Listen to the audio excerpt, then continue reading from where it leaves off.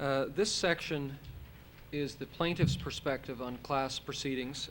We have two panelists sharing the hour. If we go a little bit over, that's all right, because I'll get an extra rest before we start the working session at lunch. But starting off is Andy Roman, who is a partner in the law firm of Miller Thompson, practicing in the areas of appellate advocacy and litigation, tribunals covering management side labor law. He does some environmental law, competition policy, transportation, communications, and administrative law. Andy is also, aside from having graduated from Osgoode Hall Law School in 1971 and being called to the bar in 1973, he is the author of Effective Advocacy Before Administrative Tribunals.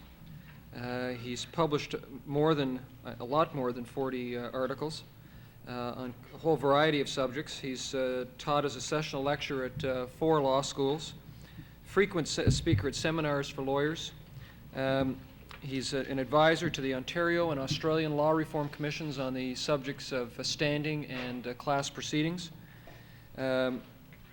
He's currently retained to advise the Ministry of the Environment on the task force on the Environmental Bill of Rights. He's working on the same task force that I'm on, trying to get some consensus on what the Bill of Rights should look like. He's the chair of the National Administrative Law Section of the Canadian Bar Association and director of the Canadian Institute for the Administration of Justice. And what he probably doesn't remember is he taught me when I was in second-year undergrad at Carleton University public law. And I don't want to date him too much, but from that time on, I've had a lot of contact with Andy, both with the Advisory Committee on Class Action Reform and this one on the Environmental Bill of Rights. He's really a pleasure to work with, not just because he's so articulate, as you'll hear in a minute, but also because his logic has the intensity of a laser beam sometimes, and he's particularly good at dissecting procedures and putting back together in a way that can have some meaning. So he'll give you a really fresh perspective on this issue of the plaintiff's perspective on class proceedings. Andy Roman.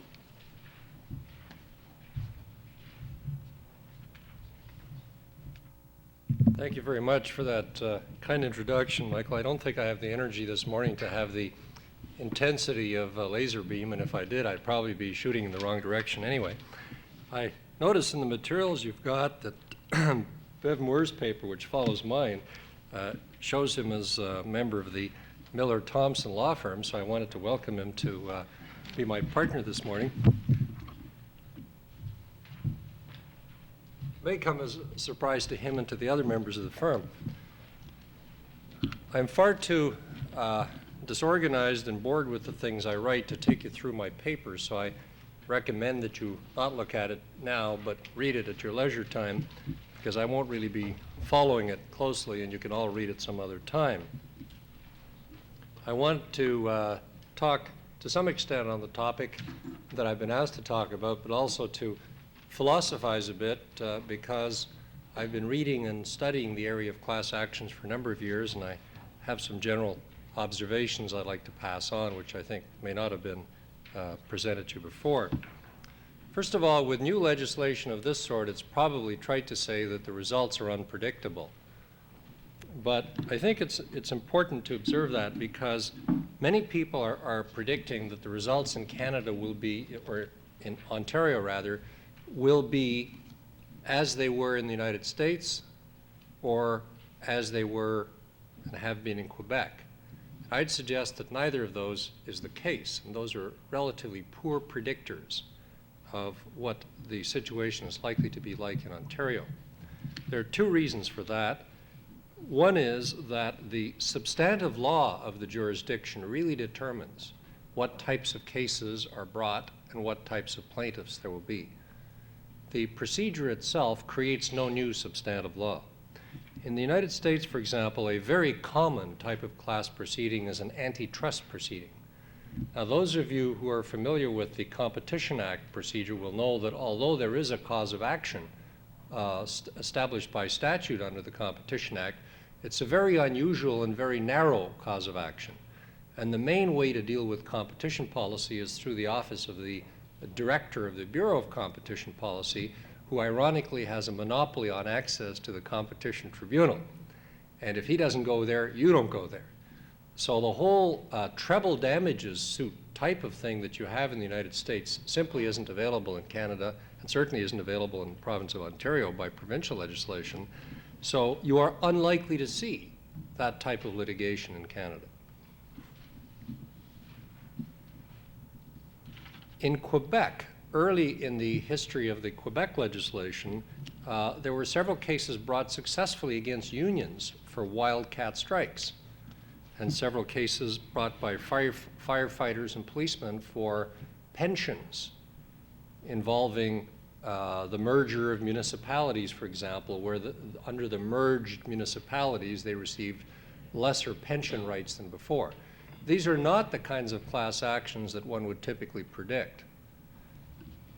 So as I've said, the function is, the type of class action is a function of the substantive law of the jurisdiction and the type of mass wrong or alleged mass wrong that is occurring at any given moment in time.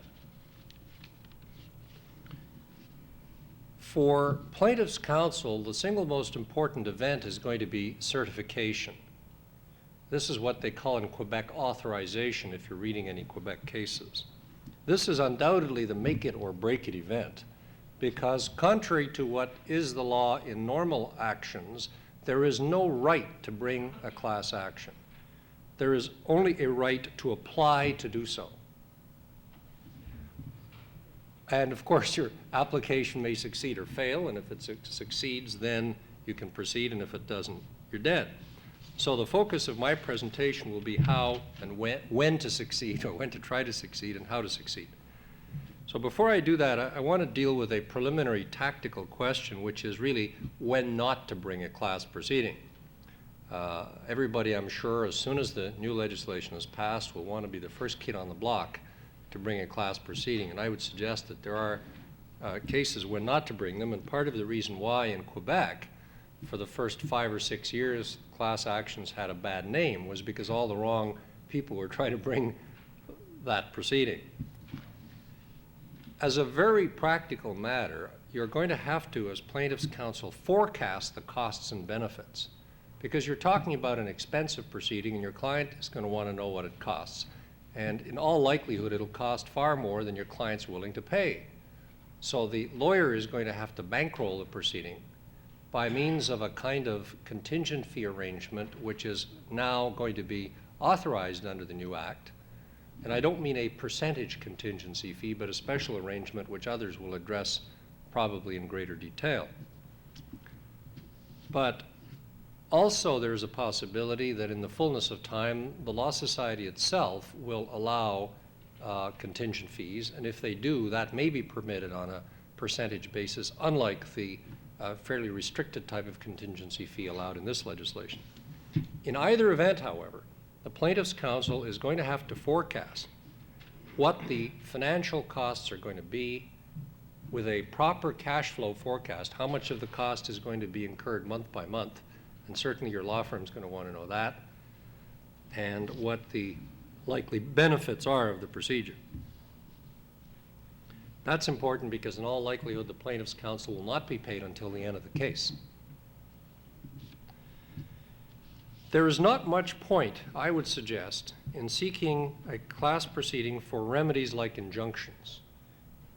If the offending conduct is enjoined, then it really doesn't matter whether the injunction is brought on behalf of one person or a million people. The conduct is enjoined. But class proceedings have their own costs and complexities. So why add the cost and complexity of a class proceeding to do something where you don't need to have a class proceeding? And there may be some exceptions to this case, but I think they're few. And so what I've said about injunctions will in general apply. And also what will likely be the case is with declarations, there will be not much point in bringing a class proceeding. The major benefit and the major use of class proceedings will be actions for damages, where the case is what I would describe as individually non-recoverable. This term comes from the report of the Law Reform Commission, which I think should be required reading for anybody who wants to practice in this field, despite its 900 pages in length. They set out there a very clever economic analysis of the range of class actions going at one end of the spectrum from individually recoverable, that is to say the cost of litigating makes it worth litigating on an individual basis so the damages are individually recoverable, to the other extreme where what the amount is that the plaintiff has at stake is so small, having regard to the cost of proving injury or proving this case, that it's not individually recoverable. And I say that the main use of class proceedings will be in cases where the cost of proving liability is too large for any individual, but makes sense to do collectively. After the class proceedings are over, there may also be individual proceedings. And one of the things I point out in my paper when you're doing your analysis of benefits and costs is not to forget the cost of the individual proceedings, because that will have to be tacked on to the cost of the common proceedings. Now, how do you obtain certification? In a way, my comments are going to be speculative because I have not obtained certification for anyone under the new legislation, and neither is anyone else. But as a member of the task force who I think beat every one of these issues into the ground with Michael and his colleagues ad nauseum for many months, I think I have some understanding of how it is likely to work if our estimates or our forecasts of what that wording means turn out to be upheld by the bench. There are several sections of the legislation that deal with certification. The first one is Section 2, and this tells you that one or more members of a class may commence a proceeding on behalf of the others. Now, at this early stage, it is not necessary to know who the members of the class are. You don't have to set out their names or addresses or anything that specific. All you need is a generic description. And I'll come back to what that is in a little while. But the mere fact that you can commence a proceeding by filing some piece of paper doesn't mean that you get to continue it. So there's always a hook there. Subsection 2.2 imposes a further requirement. And that requirement is that any person who commences a proceeding must, within 90 days, make a motion to a judge for an order certifying the proceeding. And that order of certification has two parts. The first part is that the case is certified as a class proceeding, and the second part is that the person who is bringing the motion is appointed the representative. And by that I mean the representative for the persons who are the other members of the class and who are at various times referred to as absentees because their names are not in the style of cause. Typically, a class proceeding will say, John and Mary and Bill, on behalf of themselves and a class of persons which is, and then it would describe the class generically. If for some reason you miss the 90-day deadline, there is an extension of time available with leave of the court, but obviously it doesn't look good if you need it, unless you've got a pretty good excuse for why this hotly interested plaintiff was unable, within 90 days of commencing the proceeding, that is of filing the initial documents, to make a motion to a judge. Now, what are the criteria for certification? Well, those are set out in Section 5 of the draft bill, and in many ways, I think for the plaintiff, this is the key section of the bill. It uses the language of the court shall, which mandatory language was chosen deliberately because it indicates that in the legislation there is a specific number of conditions the plaintiff has to meet. And if those conditions are met, there's no general discretion beyond that for the judge to invent new conditions. Those are all the conditions, and if those conditions are met, then the action shall be certified.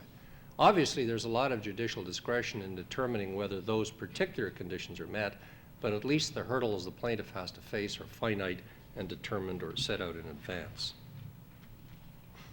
The first of these, I would suggest to you, is actually redundant, and that is whether or not there's a cause of action. Obviously, if there's no cause of action, there's no case, and one might well ask, well, why was this even put in the legislation? I think the answer is that there have been cases in which actions have been struck out, where, even in Ontario, where plaintiffs thought that because they were bringing something as a class action, they had substantive rights that they didn't otherwise have. So those of you who will recall Green versus the Queen in Right of Ontario, quite an old case in the early 70s, that was one such case. So really this is in there to warn overzealous lawyers that you still have to have a cause of action and that the new legislation doesn't create any for you. The second one is that there must be an identifiable class of 2 or more persons. Don't ask me how we arrived at 2 or more. The law in Australia is 7, and I suggest there's not a huge difference between 2 or 7, but it's certainly preferable to the requirement that they have in the US that the class establish numerosity, because nobody knows precisely what that means, and obviously how much is enough is a matter about which there could be a great deal of litigation. So we avoid that part by not having a numerosity requirement. However, we still have to show that there is an identifiable class. And this is where there is some room for creative lawyering, because undoubtedly defendants will argue that while there are some individuals, there's no identifiable class, or the class has not been identified with sufficient particularity. The key test, in my judgment, is that at the end of the day, the judge must be able to say, upon proof of damage by damages by an individual, who the individuals were or are that the defendant has to indemnify. And if you can't plead with sufficient particularity to do that, then there isn't likely to be a class. There's also a requirement that there be common issues. Now, under the old common law, that was interpreted very narrowly, and it meant virtually identical issues, which was why the only successful class proceeding that I'm aware of in Ontario in recent memory involved shareholders. Now there are some common issues, or there must be at least one common issue of fact or law, but there can also be some non-common issues. So that very rigid requirement has been lifted by the new legislation. There is a new and unique criterion that the class proceeding would be a preferable procedure. None of us knew exactly what that meant when we drafted it, but we thought it sounded good as a midway between 2 extremes, one of which is what the US has, where you must demonstrate that joinder is not possible, which is a kind of last resort approach. And the other, that anybody who wants to start a proceeding can do so. Why do we change that with class proceedings? Why don't we just let any plaintiff commence a class proceeding the way one would commence an ordinary proceeding? And a compromise position between those two was that it must be preferable. Now, preferable, I think, in this context does not mean the best, but, and it doesn't mean that it should be measured against joinder as a benchmark. It simply means some sort of a balance between allowing the plaintiff to use a potentially unreasonable procedure, a kind of blunderbuss to shoot at a butterfly, versus saying that you have to show that this is the best of all possible worlds, or what the Law Reform Commission recommended, which was a kind of benefit cost analysis, which was of procedures, which is more complicated than most of us could envisage. The fifth criterion is really 3 criteria, and also has presented numerous difficulties of interpretation in the US. It breaks down into 3 parts, the first of which is that the representative would fairly and adequately represent the interests of the class. And those words are not interchangeable. They each have their own separate meaning. It means basically, as in the law of trusts, that all members must be represented fairly and with an even hand, and you can't favor some over others. In practice, this means that if, for example, you have several remedies available and some members of the class would prefer to have, let's say, rescission, and others would prefer to have restitution, and others would prefer to have damages, If you're going to represent all of them, whatever your own individual client wants, you should plead all of those things. Because really, you're representative of not only the person who's retained you, but of the entire class. You have to represent all of those people fairly. When it comes to adequately, I've always felt that that word was somewhat redundant in practice because it's difficult to show in future by way of a forecast to a judge that you're going to represent the class adequately. In effect, the plaintiff doesn't represent the class, the lawyer does. The lawyer is there doing the representation. And in the United States, this has led to some interesting discussions about the competence of lawyers. I've suggested in my paper that this is not supposed to be the test of the competence of the plaintiff's lawyer, because the Law Society does that, and once it certifies us as all equally competent or incompetent, from that magic moment on, as a matter of law, we're all to be treated equally, and it's not for a judge to presume on the basis that he knows that lawyer X is competent and lawyer Y is not, that one can't adequately represent the class. And I also can't conceive of any practical way of trying the issue of adequacy. I suggest in my paper facetiously that we're not going to allow the defendant's lawyer to cross-examine the plaintiff's lawyer on a CV as to what their marks were in law school and what a good or bad job they've done or their one-loss record ever since. And if there's no way to try the issues, you certainly don't want judges speculating on it. So again, as a practical matter, I suggest the onus of proof on this issue of adequacy of representation cannot be set very high. And it probably works in the opposite way. If the plaintiff's lawyer doesn't do anything grossly incompetent or even marginally incompetent possibly, there's really no basis for arguing that they don't fairly and adequately represent the class. And it would be contrary to the spirit and intention of the legislation to create any kind of impractical evidentiary burden for plaintiffs and their lawyers in that case. The second requirement, which is also unique in this jurisdiction, is that the representative has produced a plan. The intention of that plan is that the judge can see from the plan how the action is likely to proceed. And this would mean ideally that it should contain a draft order for certification, setting out the notice and all the other things that are necessary. I set out in my paper what some of the things are that should be in that plan, but the requirement to have a plan is important for not only for giving the bench guidance, but because it ties into something I said just a minute ago. It shows that one is able to adequately represent the interests of the class because one can develop a practical plan for how the litigation should proceed. The third requirement I suggest is redundant, but again is there more as a matter of notice, and that is that there be no conflicts of interest. The would-be plaintiff cannot have a conflict with the other members of the class on the common issues. There may indeed be conflicts on the non-common issues, but I'd suggest that that's inevitable and that it doesn't matter.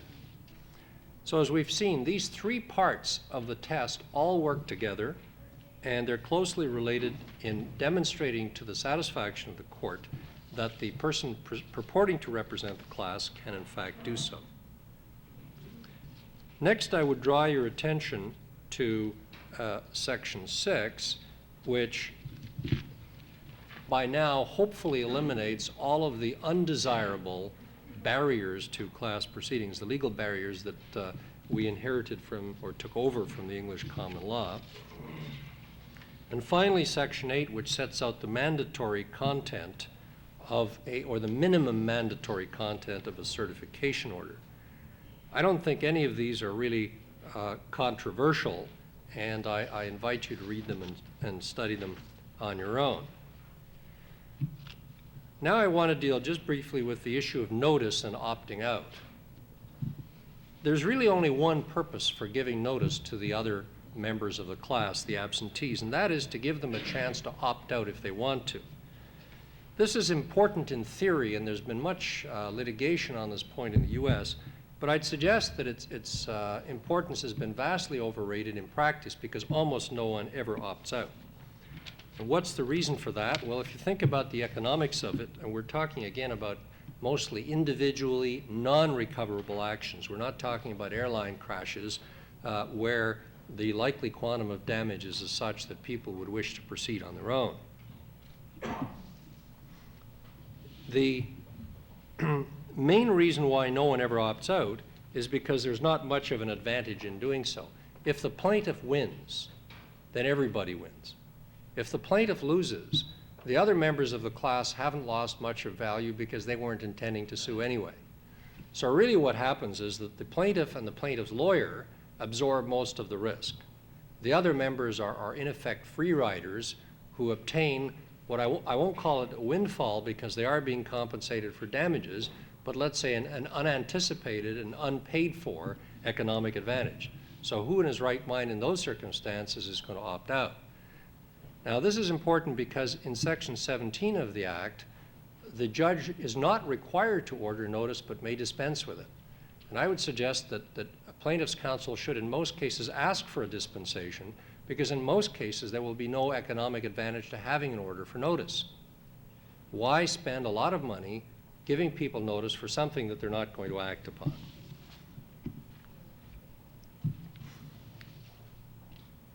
If a plaintiff does opt out also, it does not mean that he will get his own trial. All of the cases are likely to be tried together with the class proceeding going first.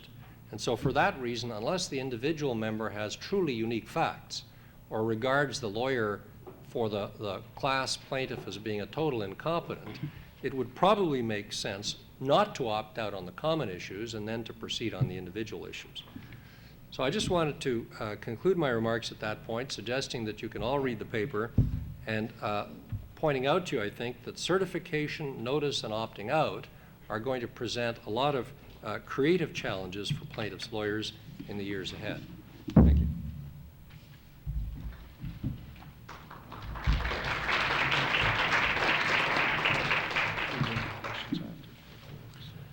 Andy was just reminding me that we should have some time for questions afterwards if people have them.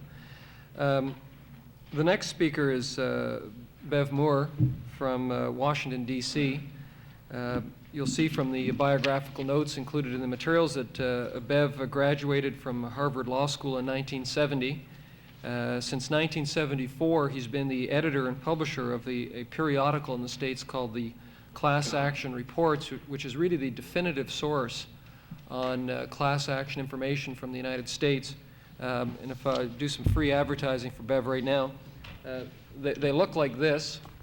And one of the things that Bev is considering doing is including a reporting service in this on the experience in Ontario as it builds up. It won't be long, I think, before people who practice in this field in Ontario end up subscribing to that service. Just a little bit more on Bev's background. Not only does he run this service as editor and publish, but he actually litigates himself in the class action area through this firm of Moore and Brown. I've known Bev for a few years now because I started to use him as a resource when I was developing the legislation here in Ontario, and made frequent calls to him down in Washington saying, I need something on this particular point, what have you got? And he was always a big help. About a year and a half ago, I had a chance to be on a fellowship down in Washington, D.C. With the National Association of Attorneys General, and went over to actually see his shop.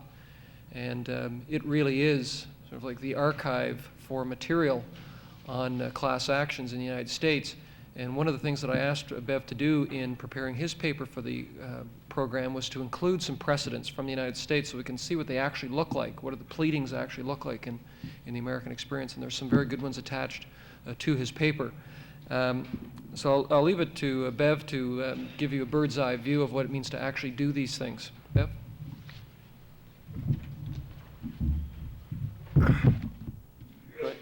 Thank you, Michael. As Michael said, I've attached to my paper just some pleadings from actual cases in the United States, just to give you some flavor of what sorts of documents you will be working with if you litigate class actions under this Ontario statute, which Michael keeps telling me is going to become law in a year now, and he just recently told me again it's going to be this year, but that's what he said last year.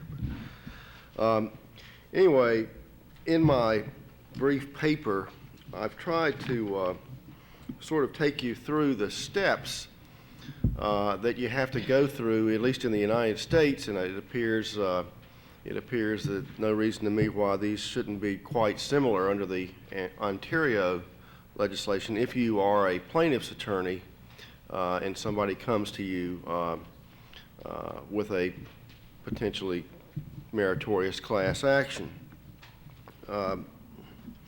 The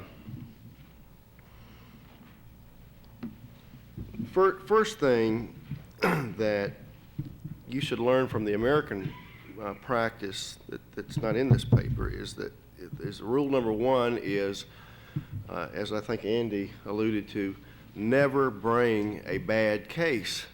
I mean, you're going to be risking your money as a plaintiff's attorney, in effect, your time, and there ought to be plenty of good cases out there such that you don't have to bring a silly case or a trivial case, such as were brought from time to time in the United States in the early years. Back in the, for example, the early 70s, there were a lot of consumer credit type cases involving very negligibly or marginally damaging banking practices, for example.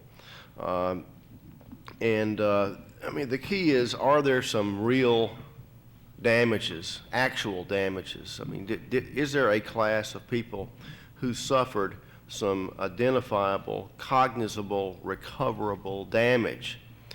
And how much is that damage? And is it on a cost-benefit basis worth pursuing the case, in the sense that, can you keep the legal costs, or the amount that's going to be, or the percentage of the recovery that's going to be consumed by the legal costs, to some reasonable percentage? In the United States, we've done studies in some areas showing that overall, if you add up all the recoveries and you add up all of the plaintiff's attorney fees and expenses that are awarded by courts, you come out with about 15%. However, that figure reflects in large measure some of the larger cases, that is, some of the cases that in which hundreds of millions of dollars have been recovered per case. There are a few of these cases, but they sort of dominate the sample. You may have in those cases, attorney fees may represent 5 or 10% of the recovery. There's a sort of a sliding scale due to the economies of scale of class actions. But in most cases, attorney fees represent 20, 30% of the recovery. These are mostly the smaller cases, i.e. $1 million, $2 million. But you don't want the attorney fees and other expenses really to consume, I would say, more than a third of the recovery, and that's one of the things you look at.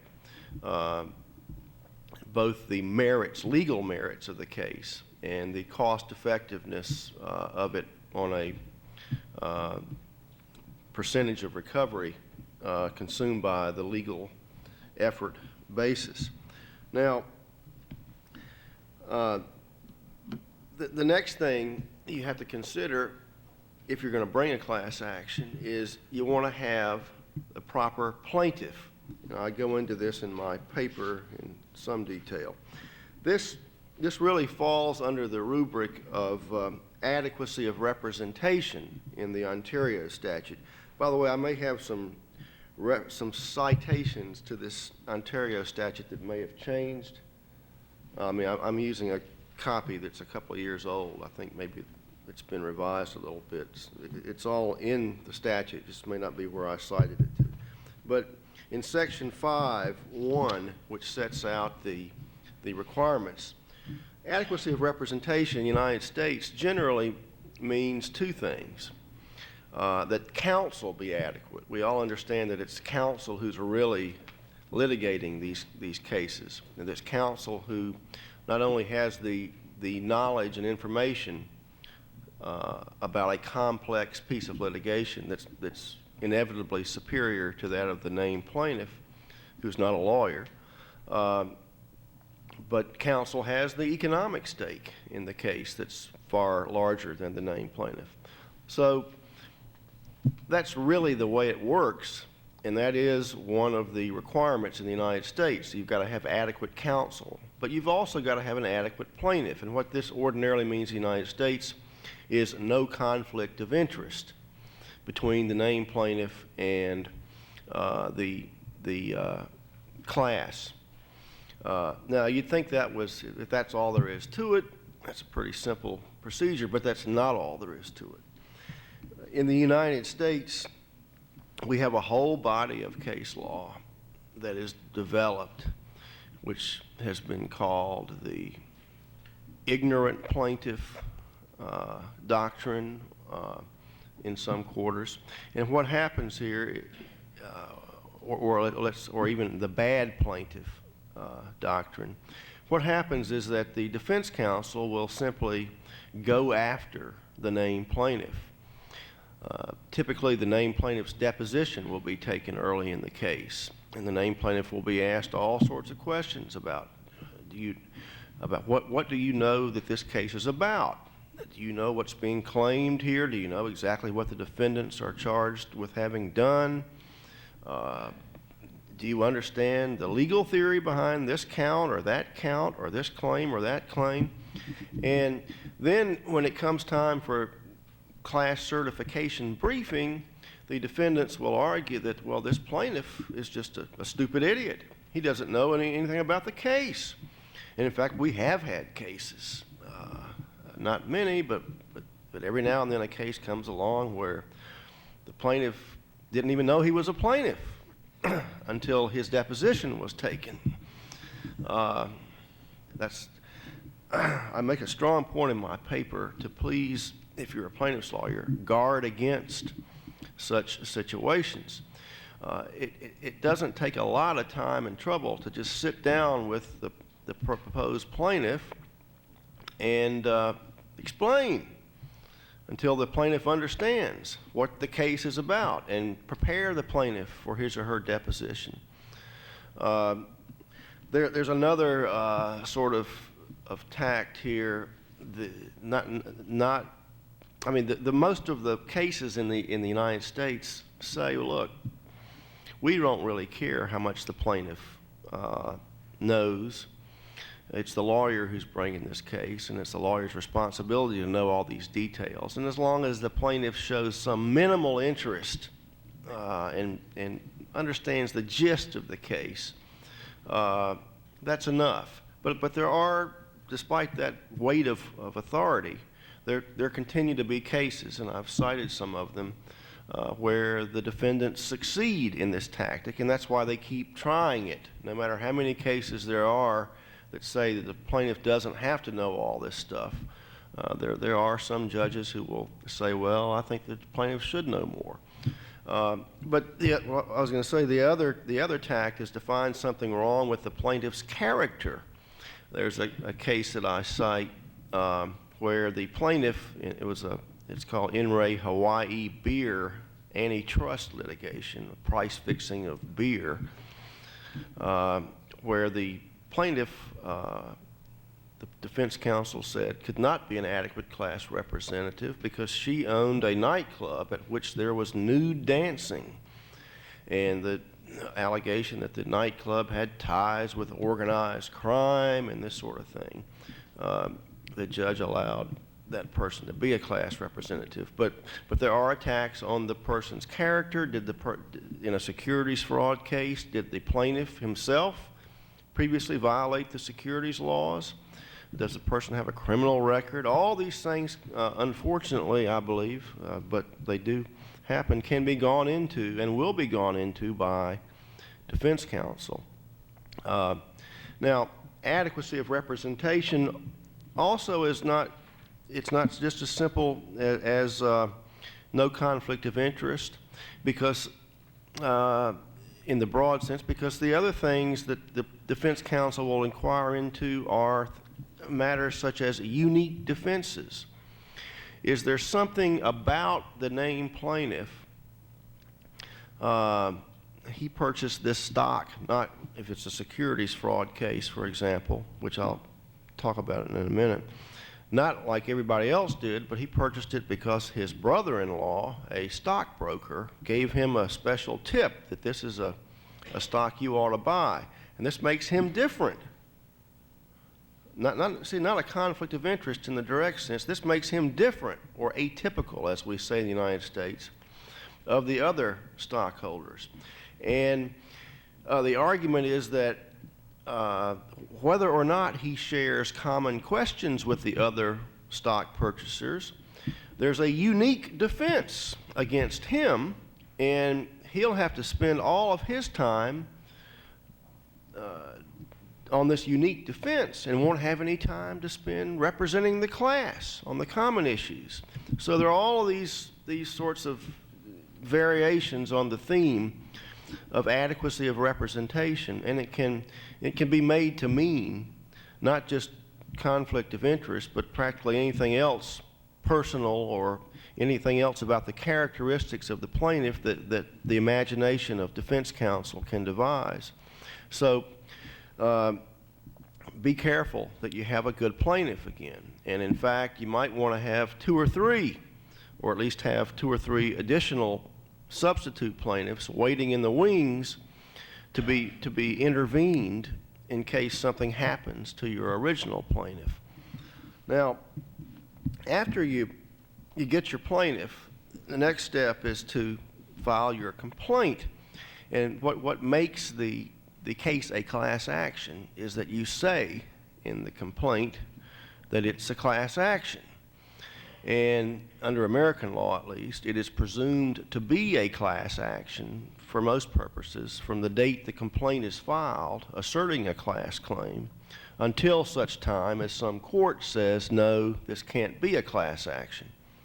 Now, in the complaint, the way you do this in American practice is in the caption of the complaint, of course, you say John Doe, plaintiff, on behalf of himself and all other persons or entities similarly situated, or some language like that. But mainly, you have a section, typically, in the complaint called class action allegations. There'll be another section called substantive allegations, another section called the parties and jurisdiction, venue, all that sort of stuff. But you'll have a separate section called class action allegations. I have attached to my paper a very lengthy such section, I think the lengthiest one ever written because I wrote it myself. But usually they don't have to be that complicated. And in many cases, the class action allegations section of the complaint are almost boilerplate. They just simply track the requirements of the rule. In the case of Ontario, the adequacy of representation, the common questions, and you can maybe list a few of what are some of the common questions. That is, common questions include A, B, C, D. Preferability, which is what we call in the United States superiority. But often in the United States, the complaint allegations are pretty perfunctory and simply assert that each of them is required. The one thing you do have to have in the complaint, though, is a pretty definite and specific class definition. You have to define on whose behalf you are bringing this class action. And if you don't do it right, it can come back to haunt you. If you don't, if you leave somebody out, if you leave some segment of the class out because of the way you've got your class definition worded, for example, the statute of limitations will continue to run against that segment of the class. And if you later discover that, well, I haven't alleged a broad enough class and I want to go back and add this little group back, it may be too late. So you have to be careful,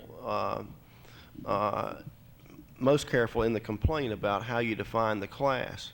Now, you don't have to be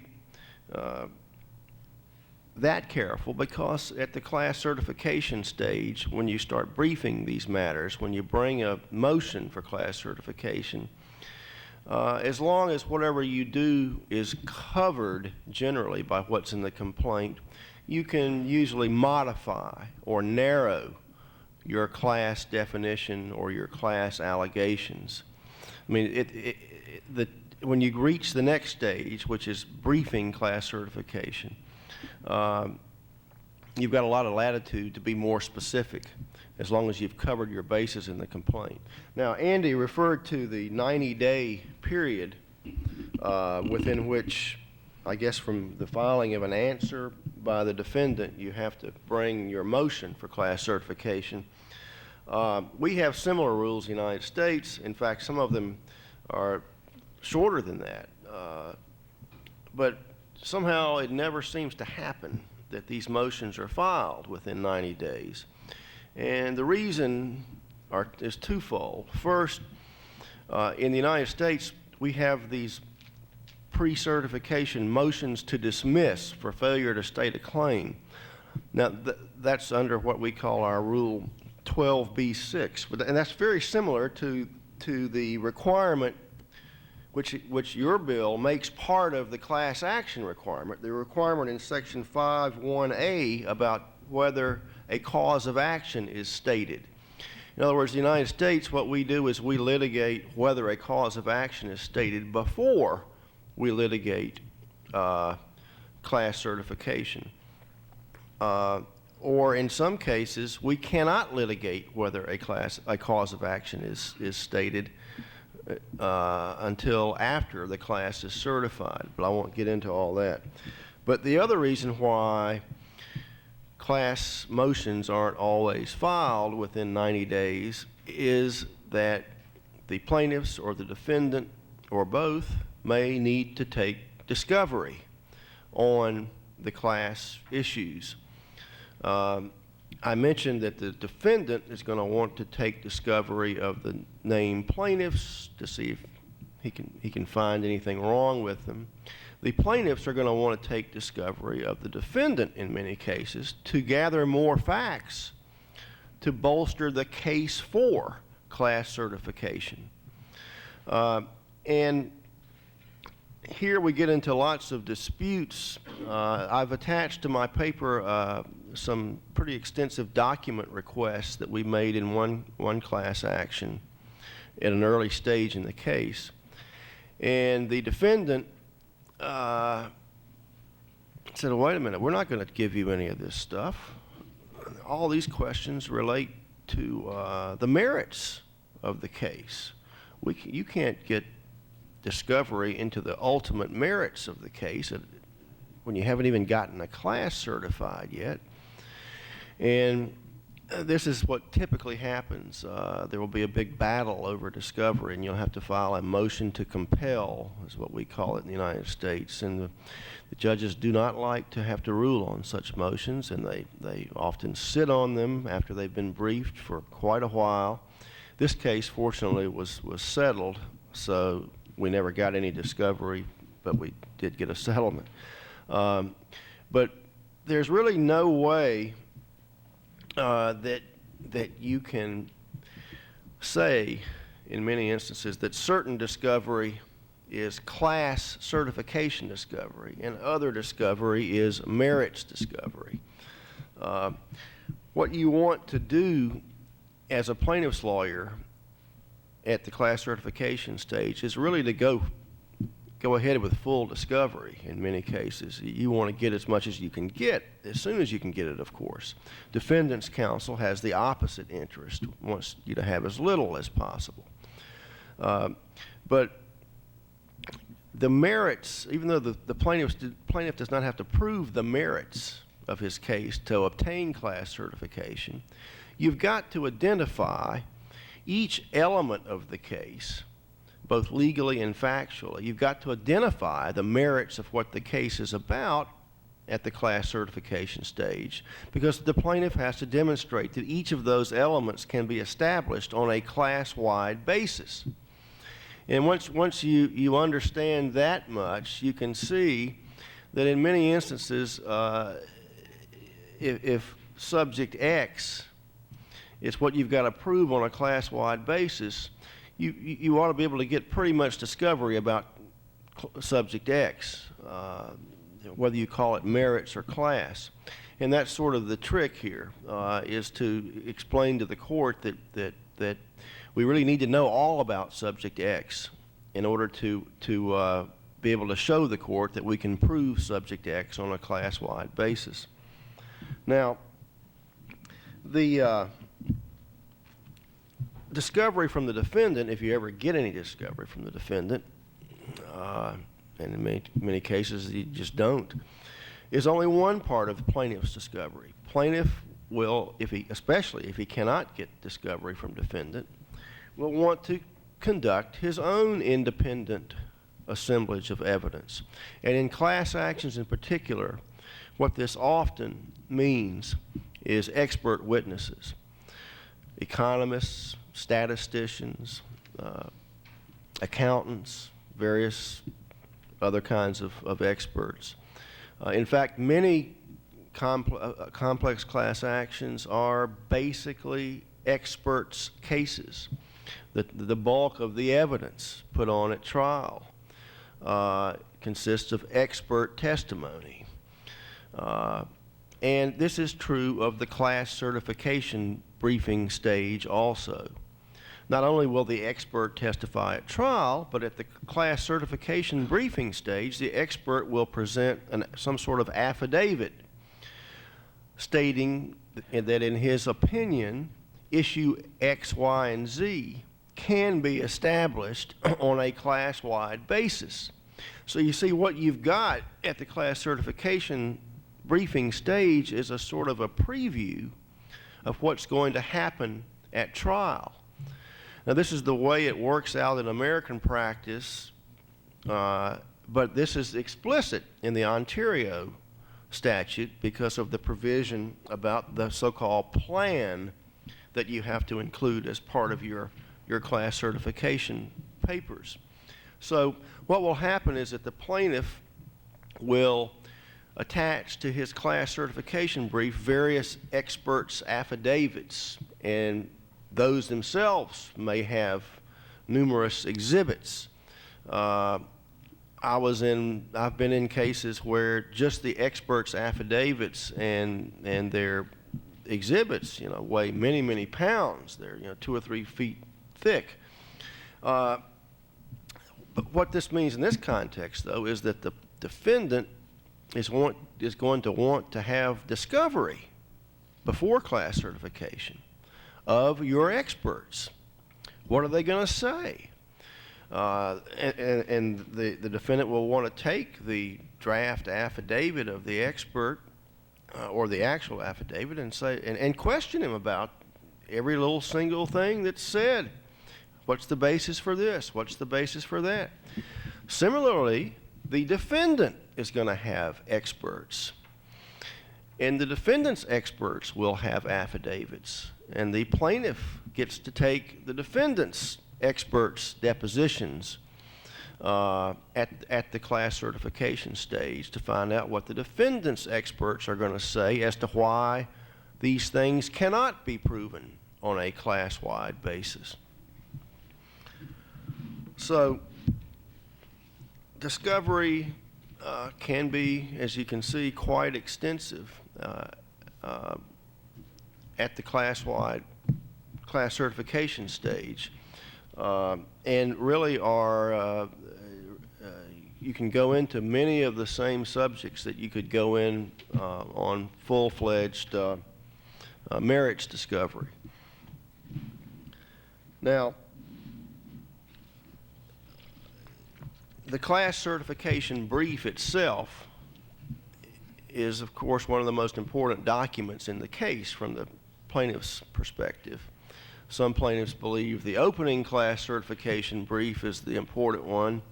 Other ones believe that the reply brief is the important one. After you see what the defendants are going to say, then your reply brief is your big brief. Now, these briefs, again, you should view them as a sort of a preview of the trial of the case.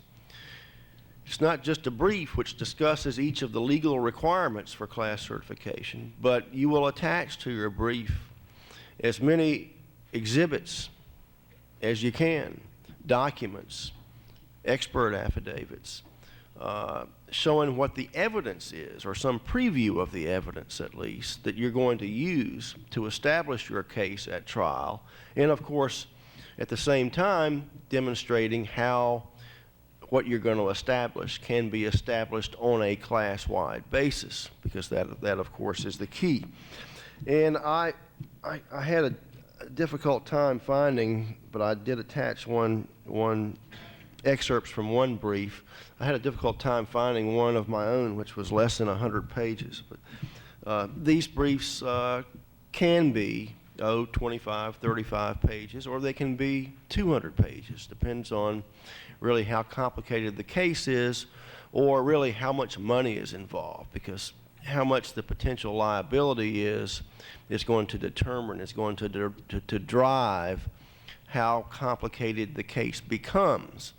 Because if you're talking about $100 million versus $5 million, the defense counsel, even if it's the same case, will somehow make the $100 million case a lot more complicated for you than the $5 million case. Now, just quickly on a couple of points that Andy mentioned. As to the requirements for class certification, they're much more liberal under the Ontario provisions than they are under the American ones. I've written several other papers at some of these other conferences that have been held in Canada that are footnoted in my paper on the first page, and I go into all that there. But Andy's perfectly correct that the substantive law is going to govern what kinds of cases you can bring. And he mentioned antitrust cases as being a common kind of case in the United States that cannot, in most instances, be brought here in Canada. Another even more common kind of case in the United States are securities fraud cases. And we have federal securities laws in the United States that have private causes of action. And I understand that you don't have that in Canada. What makes securities fraud cases in the United States so easy, relatively speaking, to get certified as class actions is this so-called fraud on the market doctrine, that instead of having to prove that each purchaser of the stock relied personally on some misrepresentation or omission by the issuer of the security in some statement, a financial statement, all you have to show is that, or it's sort of presumptive, that everybody who bought the stock when it was artificially inflated by the misrepresentation between date A and date B, everybody who bought the stock relied upon the integrity of the market price, i.e. the price listed on the New York Stock Exchange or whatever other stock exchange, as reflecting the true value of the stock. So all these people bought the stock at an inflated price. Then it came to public light that earnings had been overstated or whatever. And then the stock falls 5 points to reflect the true value of the stock after disclosure of the misinformation that had previously caused it to be artificially inflated. So you've got, it's not quite as simple as this, you've got $5 per share per class member, and it's all readily computable. The only way you could bring a case like that in Canada, I assume, is under a common law fraud theory. However, in the United States, even in these same federal securities fraud cases where you use the fraud on the market concept under the federal claim, where you attach a state law, common law fraud claim, often those fail because you have to prove individual reliance on something. See, the fraud in the market theory is a substitute for the individual reliance requirement. And it'll be interesting to see whether, under the Ontario legislation, cases can be brought in the securities area under common law fraud theory, and whether the Ontario courts will allow the use of the fraud on the market concept as a substitute for individual reliance in those cases. I think time is about up, and maybe we should have some questions. Thank you.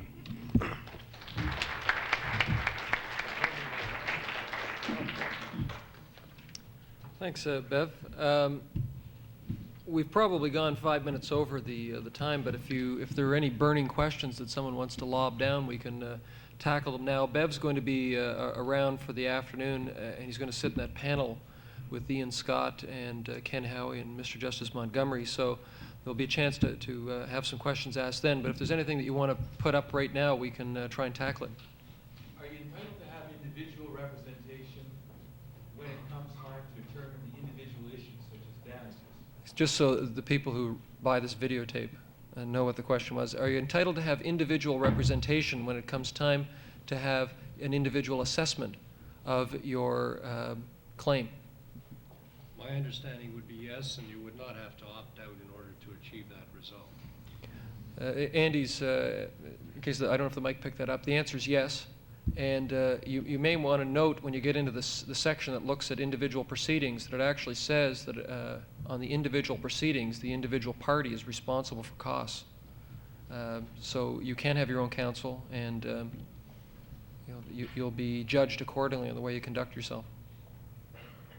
Gary? 2 points. Maybe under the Ontario practice, because we don't have a right to depose non-parties generally, it may be that there will be a restraint on the amount of material filed in the certification proceeding, because without going through all the details of it, the ability of the other side to cross-examine, as we do as a substitute for your deposing, may be directly related to the amount of material filed by the other side. So there may be a check and balance. Gary's question is that, picking up on a point that Bev Moore makes about the amount of material that's filed at certification, Bev's approach and the American approach is that you want to be able to demonstrate to the court at certification some of the merit, some of the evidence, some of the grounding for the claim itself, because it's a little window that the court and the other side get on the merits of your claim. Gary's point, I think, is that there may be a bit of a check on that in the Ontario system, where you don't want to expose yourself to a serious cross-examination on the material filed at certification, so you may tend to err on the side of caution in what you include as a plaintiff, so that you don't open up your representative plaintiff to a long and intensive cross-examination. But there are going to be some considerations balanced. Bev? Well, I mean, your plaintiff is a party, so is the defendant, and we have restrictions on discovery. They're overcomable in the United States on discovery of non-parties, and generally absent class members cannot be deposed. Still, we get a lot of paper, even with just the named plaintiff and the named defendant. So I think in the restrictions that you refer to exist in the United States too, and it doesn't seem to have stemmed the tide of the paper war. Judge raised the other question. Maybe we'll get a chance to discuss it later on. I'm not sure about Andy's view with regard to either whether it will in fact become the law, or the policy basis for Andy's view that the bench should not look at the adequacy of representation. I think that the point that Andy overlooks is that, first of all, the persons who are representing the class are representing a class of people. They represent hundreds of thousands of people who have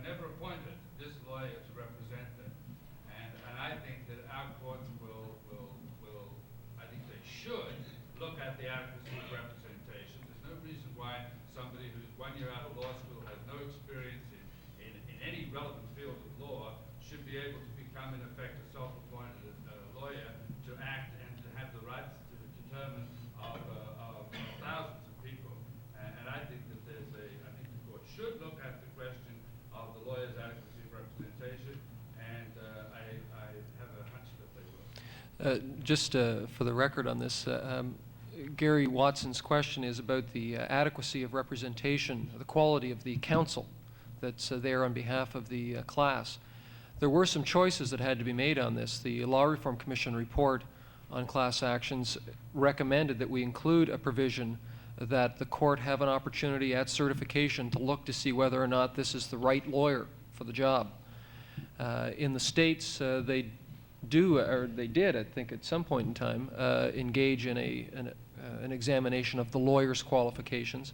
The advisory committee looked at it and decided that we didn't think that that was necessary to expose counsel for the class to that kind of rigorous examination, in part because it would sidetrack the case from the real issues, but also because it wouldn't be fair to say to somebody your future reputation as a potential lawyer in class actions hangs on this one motion for certification. No one would be, or there might be some inhibition to trying to take on a class action. What about fairness to the class members? Well, the other If balance. class members feel that strongly about it, or other members of the class, they can probably come forward with other lawyers. I think the real problem and the root of the problem is this.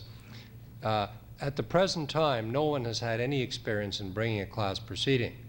If a judge says you are unable to bring a class proceeding, the question would be in comparison to whom? Who in Ontario has had more experience at bringing class proceedings than I? And I would think that if a judge said that in a judgment, the Court of Appeal would take a dim view of it.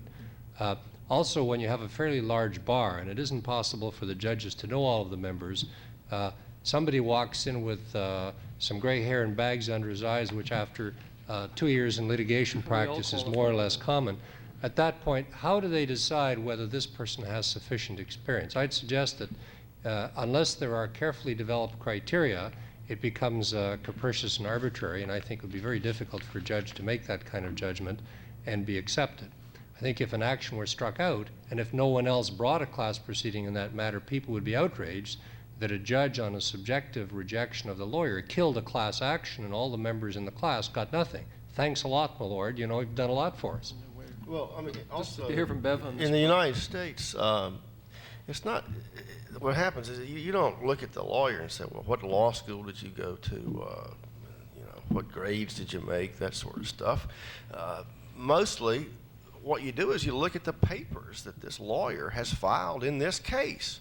Now it's even easier in most cases because the lawyer can say, well, I've got a track record. I've been in all kinds of these other cases. Of course, for a few years here, you'll have a lot of lawyers who are bringing these kinds of cases for the first time. But it's really, what has the lawyer done in this case? And I suppose in the United States, if anything, the problem is that in some of these cases, we have too many lawyers. I mean, we have like this, some of these big cases, you get like 20 law firms all rushing to file the same complaint, and somebody has to make a decision. Usually the lawyers sit down and figure it out themselves, but I mean, if they don't, the judge can, in one case, ordered competitive bidding. It's only happened once, but I mean, it hasn't really turned out to be that much of a problem. I mean, the bad lawyers just don't last. Well, there are a few of them that last. I mean, their names just keep coming up again and again, but they never win any cases. And they just sort of file these things. But by then, all the good lawyers are filing the case, and the problem is with the good lawyers fighting to keep the bad lawyers out. I mean, so it works out. Except the real problem is there's too many lawyers, too many good lawyers. There is a provision, I think, where Gary, I think, feels that regardless of whether or not this is explicitly mentioned in the legislation, it may become the practice anyways, and where it could come up is Section 13 of the bill, where the court can, of its own accord, stay one or more actions because there's a multiplicity, and it may be that at the time the court's making the assessment about which one gets to go ahead and which ones are stayed, they're going to be taking implicitly in that there'll be an assessment of who is best in a position to run this particular piece of litigation.